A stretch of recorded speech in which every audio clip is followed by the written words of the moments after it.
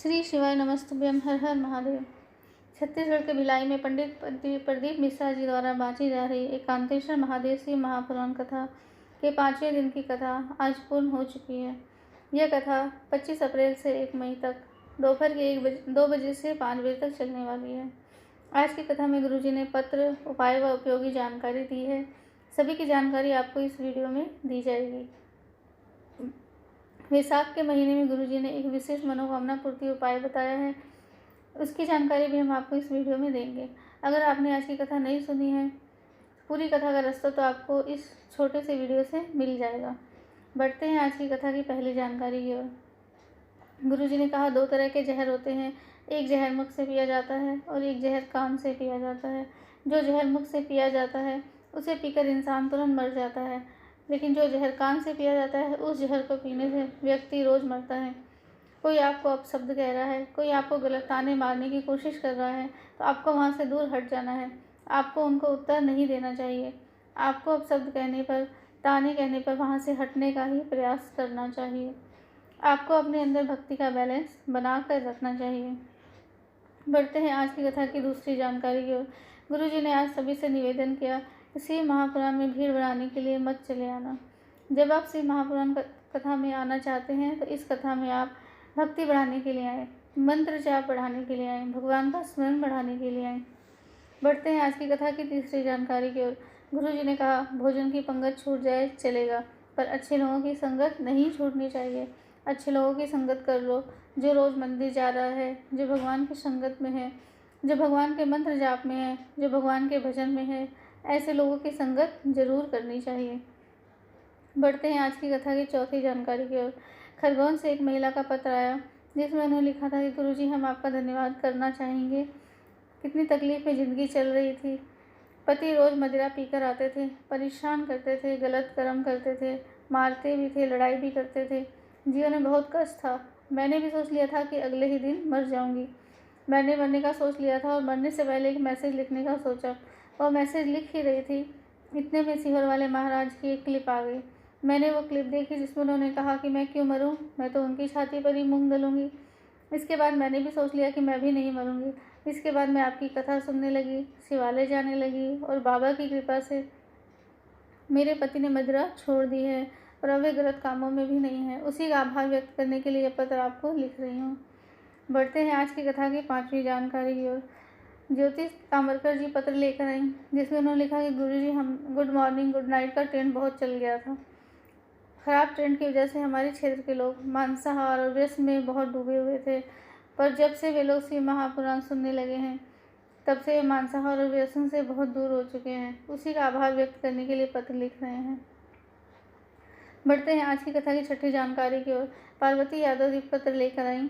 उन्होंने कहा कि मेरी बहन किसी पंडाल में बैठकर कथा सुन रही थी, पर घर से फ़ोन आ गया, उसके बेटे की तबीयत बहुत ख़राब है। मेरी बहन कथा सुनने से पहले ही 1:30 बजे कथा भूमि और बाबा को प्रणाम करके चली गई। दोपहर के 3 बजे खबर आई कि मेरी बहन का वो बेटा शांत हो गया है। इसके बाद हम भी घर गए और बहन के घर जाने की तैयारी करने लगे, पर मैंने अपने पति से कहा कि मुझे वापस कथा पंडाल में लेकर जाओ। वहाँ कंकड़ संकड़ को हाथ में लेकर विनती करी कि आप ही कथा सुनने आए हैं, ऐसी खबर कैसे सुन सकते हैं। इसके बाद हम बहन के घर गए तो बालक एकदम से पैरालिसिस के अटैक से जोरदार झटके से वापस जीवित हो गया है। उसी का आभार व्यक्त करने कथा पंडाल में आए हैं। बढ़ते हैं आज की कथा की 7वीं जानकारी की ओर। गुरुजी ने कहा आज सीता नवमी है, माता जानकी का जन्मोत्सव है। ऐसे में आपको एक सीख अपने जीवन में उतारना चाहिए। आपको किसी को भी कोई सबूत देने की ज़रूरत नहीं है। आप सही हो, बस अपने नित्य कर्म करते रहो, नित्य परिश्रम करते रहो। आपको किसी को भी प्रूफ देने की ज़रूरत नहीं है कि मैं सही हूँ या मैं गलत नहीं हूँ। आपके अच्छे कर्म, आपका परिश्रम और आपकी सत्यता का प्रमाण देने के लिए ऊपर वाला बैठा है।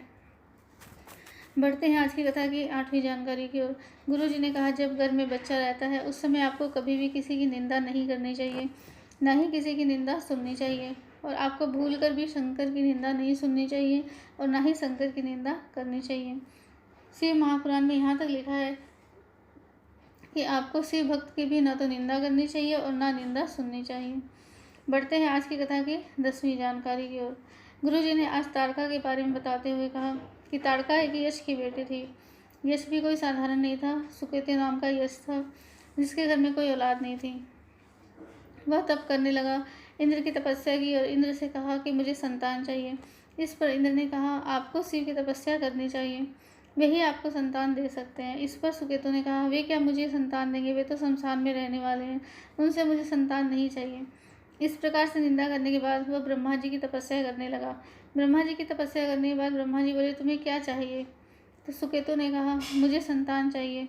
इस पर ब्रह्मा जी ने कहा तुम्हारी किस्मत में संतान नहीं है, तुम्हारे जीवन में संतान का सुख नहीं है, जो मैंने लिख दिया है वह बदल नहीं सकता, संतान नहीं है तो नहीं होगी। तो सुकेतु ने कहा मुझे किसकी तपस्या करनी चाहिए? ब्रह्मा जी ने कहा तुम्हें भोलेनाथ की तपस्या करनी चाहिए, जो किस्मत में नहीं लिखा होता वो भोलेनाथ प्रदान कर देते हैं। इसके बाद सुकेतु ने कहा मुझे उनसे संतान नहीं चाहिए। फिर सुकेतु नारायण की तपस्या में लग गया और नारायण की तपस्या करने के बाद नारायण प्रसन्न हुए और नारायण ने सुकेतु से कहा मुझे संतान चाहिए। इस पर नारायण ने कहा मैं तुम्हें संतान नहीं दे सकता क्योंकि तुम्हारी किस्मत में संतान नहीं है। इसके बाद फिर से अपशब्द बोलते हुए सुकेतु नारद मुनि की तपस्या करने लगा। इसके बाद नारद मुनि को प्रसन्न करके उसने नारद मुनि से कहा कि मुझे संतान चाहिए। तो नारद मुनि ने कहा मैं आपको संतान प्रदान नहीं कर सकता, आपको ब्रह्मा जी के पास जाना चाहिए। बस इतना ही सुनकर सुकेतु प्रसन्न हो गया। वह बोला मैं जिसके पास भी जाता हूँ सब मुझे भोलेनाथ के पास जाने को कहते थे, बस एक आप ही हैं जिसने मुझे ब्रह्मा जी के पास जाने को कहा। इसके बाद वो वापस ब्रह्मा जी के पास आकर जिद करने लगा। उसकी जिद देखकर ब्रह्मा जी ने कहा ठीक है तुम्हें संतान की प्राप्ति होगी, तुम्हें किस प्रकार की संतान चाहिए? इस पर सुकेतु ने कहा आप मुझे बेटा या बेटी जो भी देगी वो बहुत सुंदर होना चाहिए, उसकी सुंदरता अत्यधिक होनी चाहिए। इस पर ब्रह्मा जी ने कहा तुम्हारे घर एक बहुत सुंदर कन्या जन्म लेगी। इसके बाद सुकेतु अपनी पत्नी से ये कहता था कि शिव मंदिर के सामने से निकल के जाओ, तो शिव मंदिर को देखना मत। सुकेतु की पत्नी जब भी शिव मंदिर के सामने से निकलती थी तो मुंह टेढ़ा करके निकलती थी और अपशब्द बोलते हुए जाती थी। सुकेतु के घर ताड़का नाम की कन्या ने जन्म लिया। लड़की बड़ी हुई और उसे गर्भ में जो ज्ञान मिला था वह उसके जीवन में भी आया। वे शिव से नफरत करने लगी। इसके बाद ताड़का की शादी राक्षस से हुई। राक्षस से शादी होने के बाद ताड़का भी राक्षसी प्रवृत्ति की हो गई। इसके बाद एक समय की बात है जब ताड़का ऋषि अगस्त्य ऋषि के आश्रम में जाकर उत्पात मचाने लगी।